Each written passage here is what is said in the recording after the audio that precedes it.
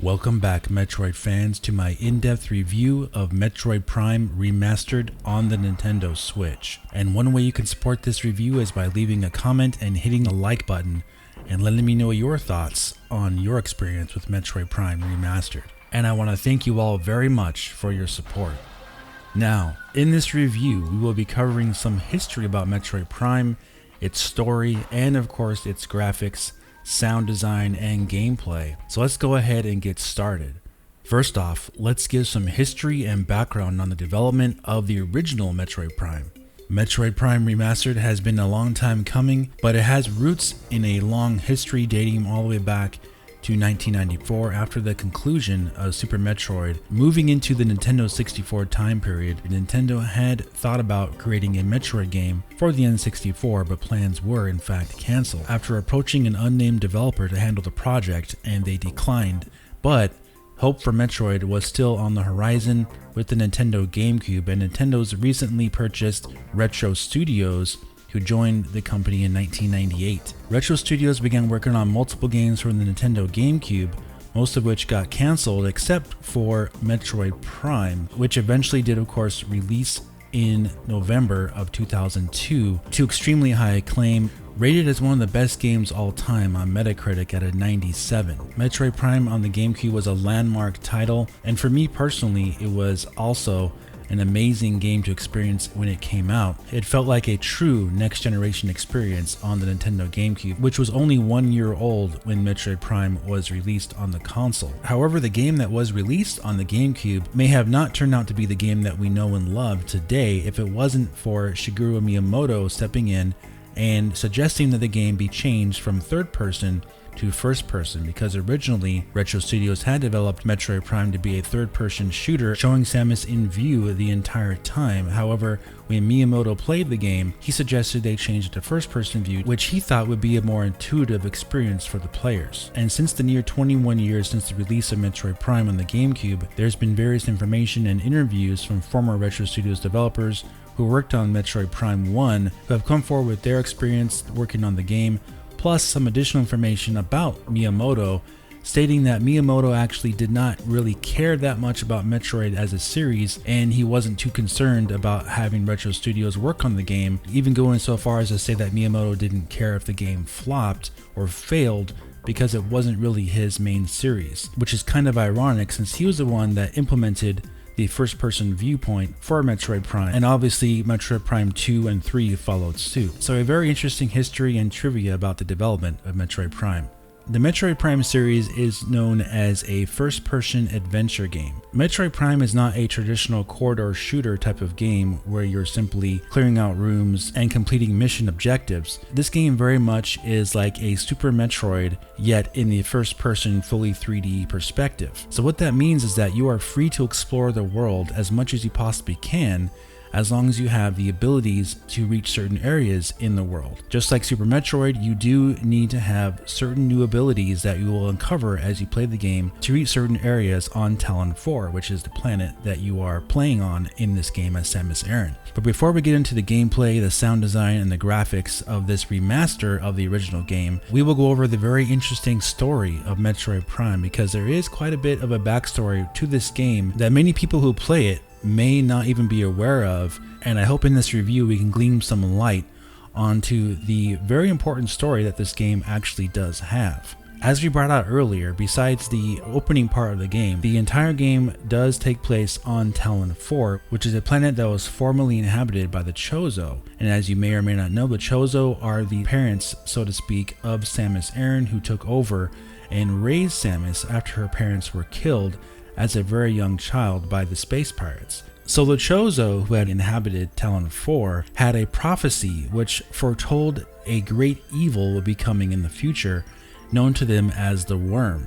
Now, in terms of the canon story and history, it doesn't say when exactly this prophecy was foretold, but it was sometime beyond 50 years before the events of Metroid Prime 1, because 50 years before Metroid Prime 1 happened, which was about 30 years before Samus Aran was born, this prophecy actually became true, and a Leviathan from the planet Phase crashed on the Talon 4 and released Phazon, the highly poisonous and mutagenic substance. These Leviathans are basically living meteorites which were used by the planet Phase to spread Phazon across the galaxy. So the Leviathan crashed on Talon 4 and all of Phazon got into the soil and into the life of Talon 4, destroying everything in its path, the ecosystem, and mutating all the creatures that it came in contact with or actually killing them. Now, the Chozo were greatly affected, of course, by this disaster that happened to them, but they did foretell that this prophecy would occur. And during this infestation of Phazon, many of the Chozo died, and some did return as evil spirits, which are also known as Chozo ghosts, as you see in Metroid Prime that you face, which were referred to by the Chozo as the Turned. So the main area where the Leviathan had crashed came into contact with a Metroid, since Metroids did inhabit Talon 4 as well with the Chozo, because the Chozo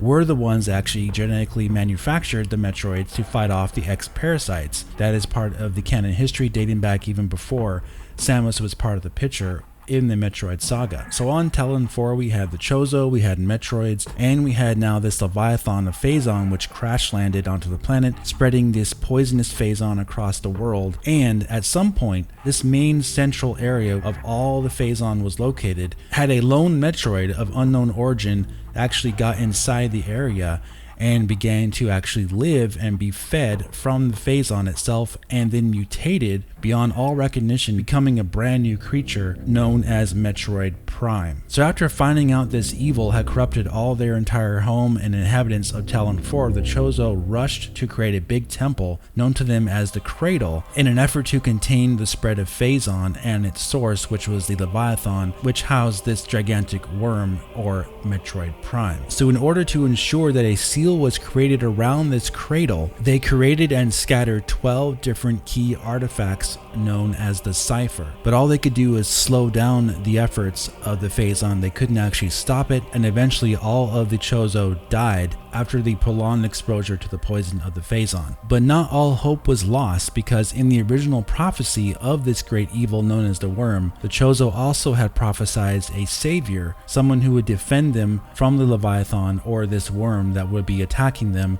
and attacking the planet, which of course became true because that was Samus Aran being the defender that they had prophesied to come to the planet. So what the Chozo did in order to ensure that their prophecy would become true was that they also scattered about different power suit upgrade modules in the hopes that one day this defender, this savior, would come and fulfill the prophecy and deliver the planet from death. So that's exactly what the Chozo did, and then decades after the last Chozo on the planet died, the space pirates who were scrounging about the galaxy looking for ways to improve their own means of becoming more powerful and taking more control, discovered Talon 4 and became obsessed with the mutagenic properties of the Phazon. The pirates then established their own colonies on Talon 4 in multiple research facilities like on Fenjana Drifts, using the power of the lava to power their machines from the Magmar caverns, and using the Phazon mines as a place to run their experiments on Metroids and the different space pirates themselves. So the space pirates then actually started doing their experiments on these creatures from Talon 4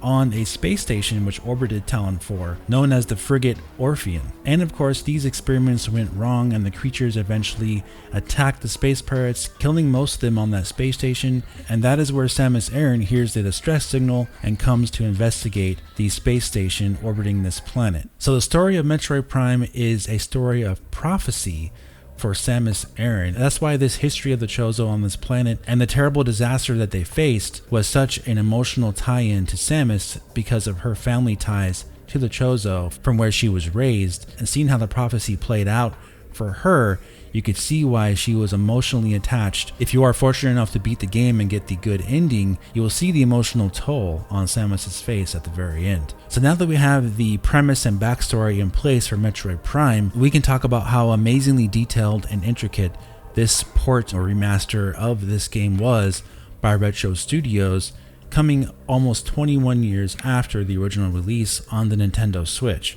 The first thing you will notice when you play Metroid Prime Remastered is that the game looks absolutely amazing, running at a locked 60 frames per second for the entire game, and with graphics that are heads and shoulders above just about most, if not all, Switch games to this point. One of the common issues with games that have been ported or games that are simply just made for the Nintendo Switch is that there's usually a caveat, which would either be that they are running at a low resolution, or they are running at a low frame rate, or they have certain graphical issues like pop-in or just very low detailed textures in order to get certain games to run on the console. Metroid Prime Remastered seems to be the first game to not have any of these issues. It's able to run at high fidelity, about 900p, which looks really good upscaled on your TV, and it runs at a locked 60 frames per second while not having any type of loading issues or texture pop-in issues or low detail textures even. You can walk up and look at just about any object in the game and it remains very detailed,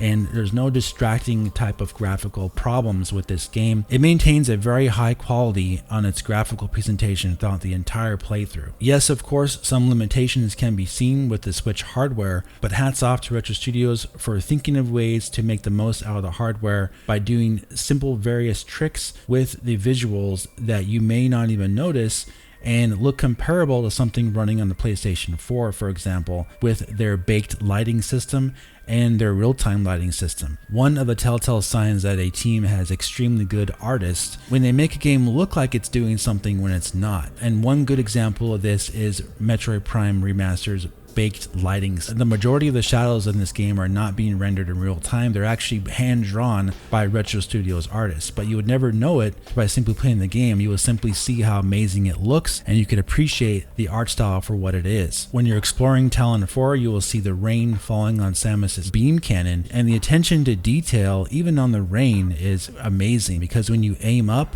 or aim down, you will see the rain follow suit and actually drip off down Samus's arm cannon. Depending on the direction you're aiming, you actually see the rain dripping in the same direction that you're aiming at from the sky, which is a very nice detail that they did not have to put in the game, but it adds so much more immersion, makes you actually feel that you're there on Talon 4, experiencing that rain and the overall fog and atmosphere that it has. Now, in this review, we won't be doing too many direct comparisons between the original Metroid Prime and the Metroid Prime Remastered version.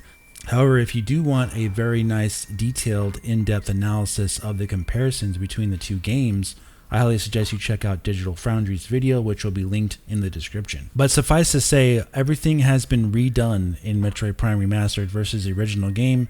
All the models have been redone. Absolutely everything has been completely reworked for this remaster.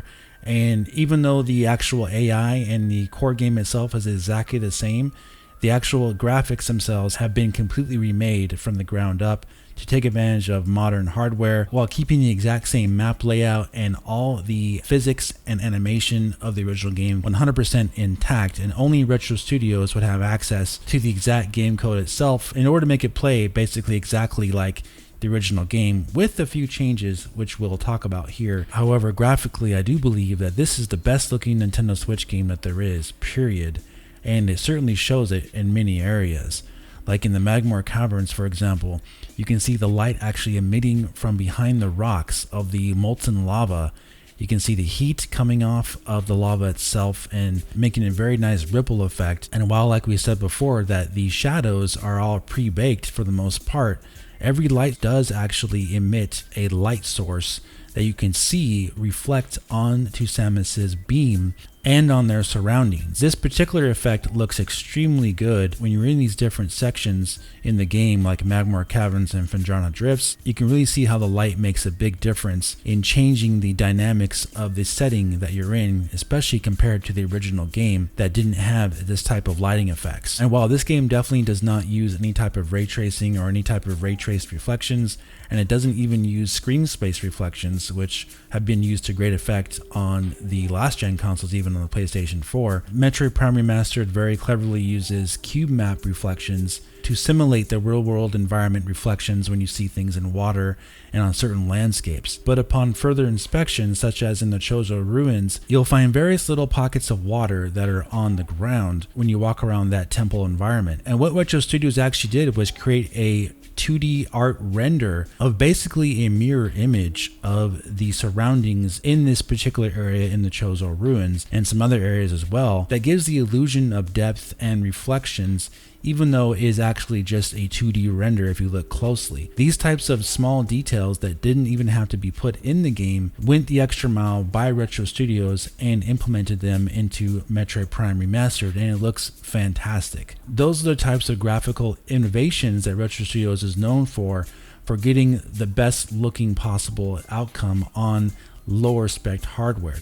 And now, speaking of the water, while it isn't the best water or best water effects in a Switch game, it is actually impressive for what it's doing, still getting the high 60 frames per second performance while looking as good as it does. And when you do stand in a body of water, it will actually refract and respond to your beam shots into the water. In fact, when you shoot your beam into the water, you will see the ripples of the waves of water actually go all the way to the end of the body of water itself, which I thought was very impressive. Plus, when you go under the water, you will see that it does chromatic aberration. A lot of games use this effect and quite frankly they overdo it even when you're outside of things like water, but here I think it was implemented correctly. Using chromatic aberration underwater makes a lot more sense than using it when you're just outside in the environment. And there's another interesting thing in regards to reflections that I discovered, that yes, while Samus's reflection has been taken away from certain mirrors, however, something interesting that I found in Phendrana Drifts in the ice, that the game does attempt to do some type of reflection of Samus's arm beam and of her morph ball when you get close to certain ice objects. However, what I noticed is that this isn't actually a true reflection. It looks to be a simple duplicate image of Samus, whereas it's not actually a mirror image, it's actually simply just rendering it twice, but being projected on the object. And it's very limited, and you may not even notice it in the game, but in certain circumstances when you're exploring in Phendrana Drifts and you're looking around the environment, and you may get close to one of these ice platforms, you may in fact see some remnants of them attempting to do some type of full reflections there, even though it's extremely limited. So I thought that was very interesting to point out. Also, as we said, as we talked about earlier, everything has been completely redone, including the particle effect system and the explosions. So when you shoot the sap sacks in Metroid Prime Remastered, you'll notice that the explosions have been changed. In fact, these explosions have actually been downscaled in their scope to actually not have such a big light source that the original game had. In my opinion, I actually prefer the original in this sense because the original game had much brighter explosions and they made more of an impact on the screen. In Metroid Prime Remastered, this impact of the explosions of these particular sap sacks is more muted in nature. Now obviously this is not really that big of a deal, but it is something very noticeable if you played the original game extensively. Also, another thing to point out with the graphical presentation in Metroid Prime Remastered, as it's obviously been pointed out multiple times by other people already, we won't talk about it for very long, but of course the lighting effects of the beams have in fact been removed for the most part in Metroid Prime Remastered, most likely to keep that performance at 60 frames per second, which is slightly disappointing that those are removed, but I say overall to keep the game running and looking as good as it does, it is an okay concession when you think about it. However, if this version is ported to a next-gen Nintendo Switch, I would expect these effects to be basically turned on or amped up quite a bit, which a new hardware would easily be able to do. And also something very interesting about the graphical effects in this game versus the original GameCube game and the Wii versions was that back in 2002, Nintendo and Retro Studios was trying to make a mark with the GameCube being a competitive piece of hardware in terms of graphical fidelity and presentation. That was one of the biggest reasons for the immersion aspect of Metroid Prime back when it came out in 2002, was that the game looked so realistic for its time when it was released that it really pulled you in to the atmosphere and made you believe you were there in this world that they created for you. And one of the things they're trying to impress upon were visual flourishes of lighting effects, basically. And one of those big things that they showed very clearly, and pretty much this was the only part in the game that they did this in the original GameCube game and Wii games, was a very strong and gorgeous looking lens flare effect in the Chozo ruins. This is one of those iconic areas of the game. When you see this very nice looking lens flare effect, it looked really impressive for the time. And they made it very clear that they wanted you to see this, how good it looked, so you could be impressed by what they were trying to accomplish with their lighting effects in that game. Now, in the Nintendo Switch Metroid Prime Remastered, this lens flare effect basically has been muted and removed for the most part. Now, come to find out, you can actually find the lens flare effect somewhat if you get close enough and change your position to where the light source is coming from. They were trying to emulate more realistic light in Metroid Prime Remastered, so the lens flare obviously is not going to be covering the entire screen as it did in the original game, because that was basically Retro Studios trying to kind of force you to see it to show how good that looked on the GameCube. However, on Metroid Prime Remastered, the light source is coming from one direction and it's not changing. So in order to find that lens flare, if you want to see it, you got to position yourself on the bridge a little bit to the right and up, and you will then see the lens flare, but it's still subdued versus the original game. Of course, when I first noticed this, I was a little bit disappointed seeing that it was almost like they purposely removed it, but it looks like they simply were just trying to emulate more realistic lighting effects for this part of the game. And in regards to the sound in Metroid Prime Remastered, it is one for one an exact replica of the GameCube game.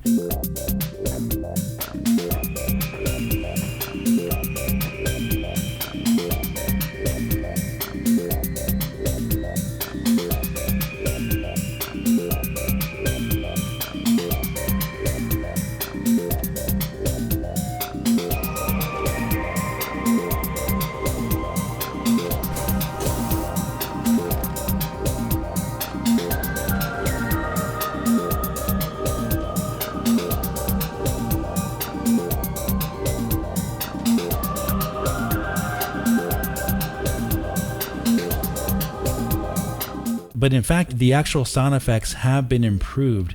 If you have a surround sound system, you will notice a difference versus the original game. When you're in certain tunnels, you'll hear more of an echo for certain sound effects than you did in the original game. I noticed it right away when I played it, but overall the actual sounds themselves are an exact copy of the original game brought over and ported over to the remastered version, which is not a bad thing. All those sound effects were already fantastic in the first place, and Metroid Prime already has one of the best soundtracks in the history of gaming. So for them to change anything about that, obviously fans would probably not be too happy about it. So it's actually great news that they preserved the original sound effects and the original OST.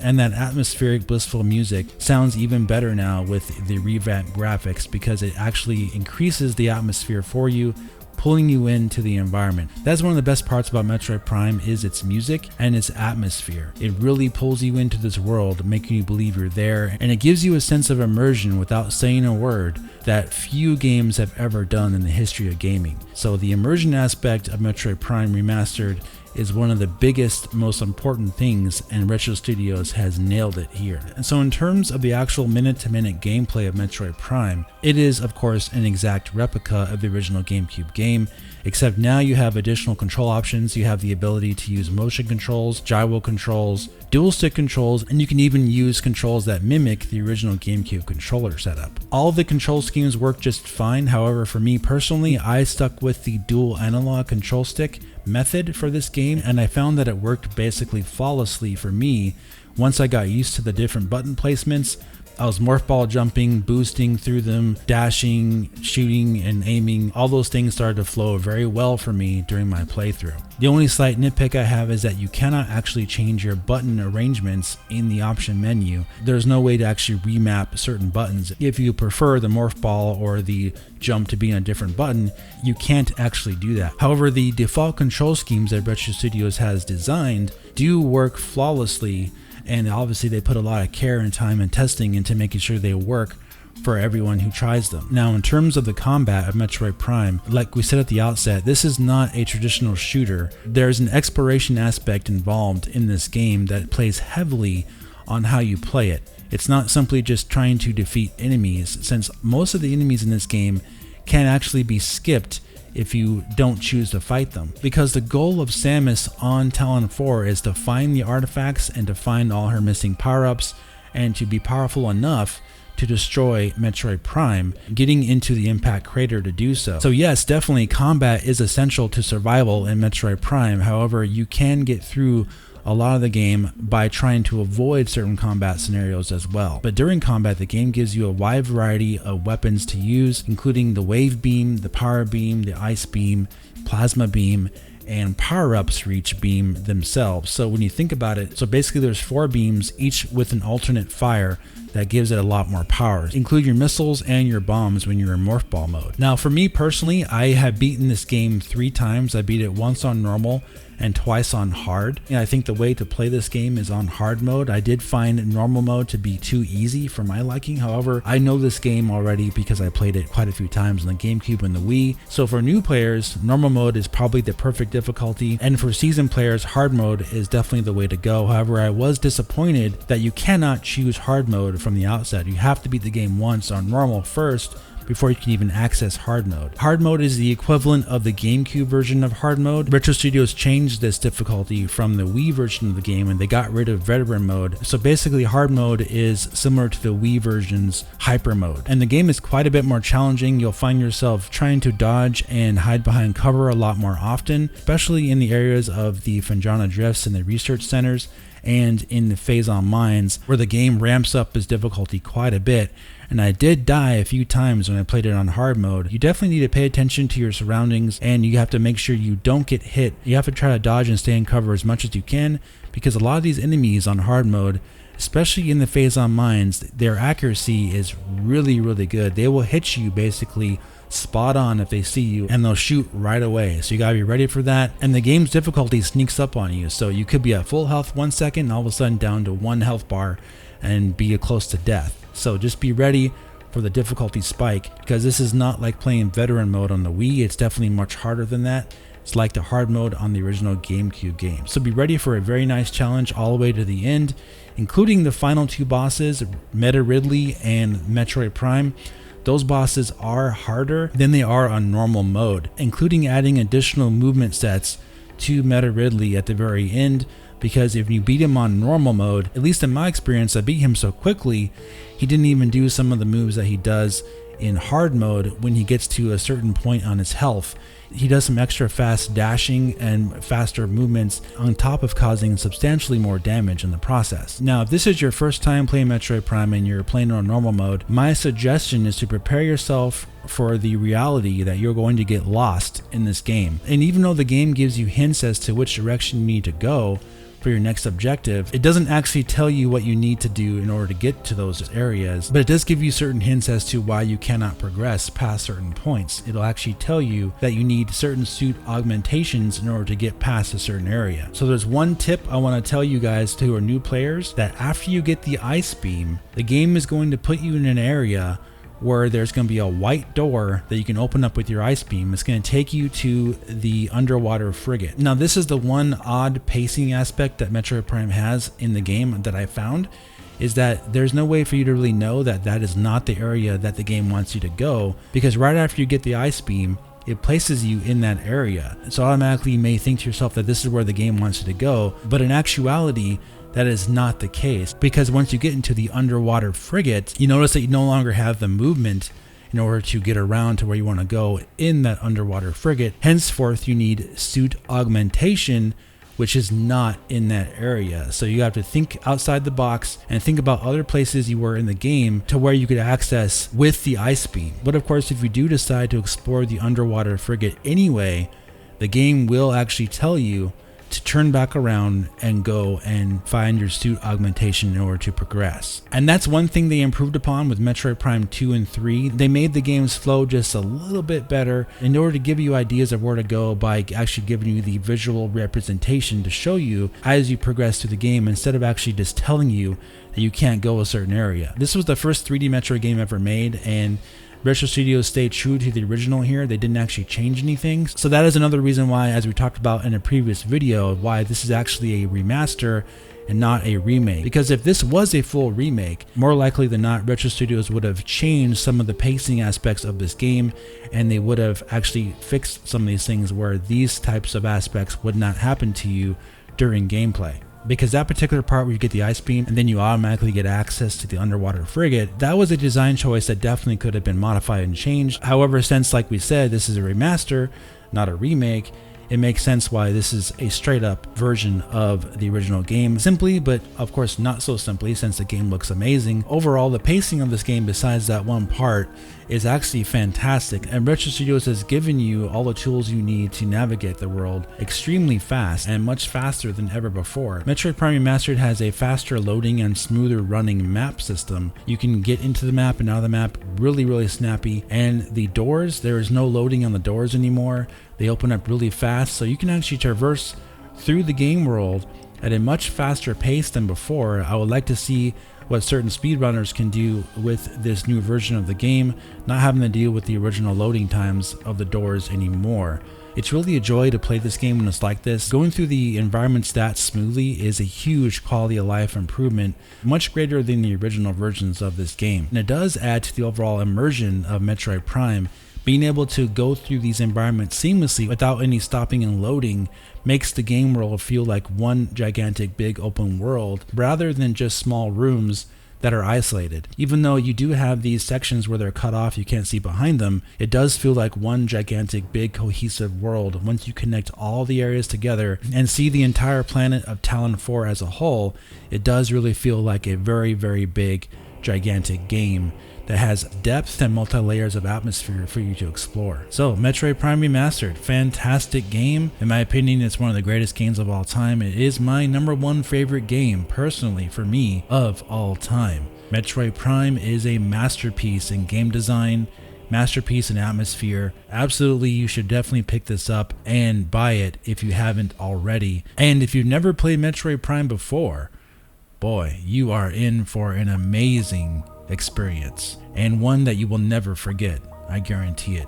What does this hold for the future? Well, Metroid Prime 2, Metroid Prime 3, and of course, Metroid Prime 4. Nintendo giving the approval to go ahead and release Metroid Prime Remastered now at the beginning of 2023, and to shadow drop it in the way that they did, no advertising, no warning, is a good sign for things to come with Metroid Prime, meaning that most likely we will be getting Metroid Prime 2 and Metroid Prime 3 shadow dropped in a similar way, ready to go out of the box basically, and we will be right here playing it on this channel. And Metroid Prime 4 has to be extremely close to being revealed with that first gameplay trailer, maybe later this year, due to this new beginning of Metroid Prime being revealed and shown and released all at the same time. Hope you guys are excited for that, and I want to thank you for watching this video. If you did enjoy it, please hit the like button for me, leave me a comment, let me know what you think about Metroid Prime Remastered, and I'll talk to you very soon in the next video. Have a great day.